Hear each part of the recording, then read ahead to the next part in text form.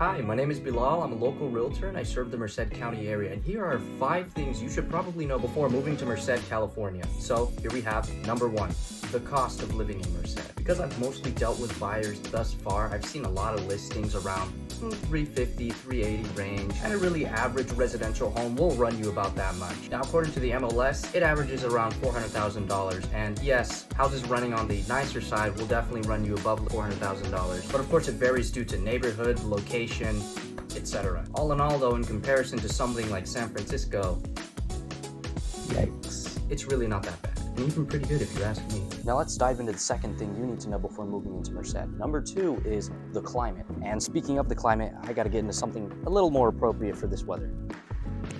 Much better. So what does Merced have to offer in terms of climate? Well, Merced has a Mediterranean climate. What does that mean? Your average forecast here is going to look something like hot and dry summers and mild and wet winter. And it is absolutely not uncommon for temperatures to go above 100 Fahrenheit or 38 degrees Celsius. Coming in at number 3, we have the education. Now, for all the little people in your lives that you have to care about, don't worry about them. Merced revolves primarily around K-12 education. We have schools like Brentwood, Charles, Merced High, Rivera, Golden Valley, Mitchell, Buhack, Atwater High, and the list goes on. However, speaking of higher education, Merced actually offers the Merced Community College and the University of Merced, one of the newest universities actually. And speaking of UC Merced, it's known for its research initiatives such as environmental science, health, engineering. Now let's discuss number 4, the job market. Now the city of Merced has a huge fixation on agriculture, so if that's your thing, this county is essentially your playground. Now, I'd be short selling my own city if I didn't mention the growing opportunities such as technology, healthcare, and education job opportunities.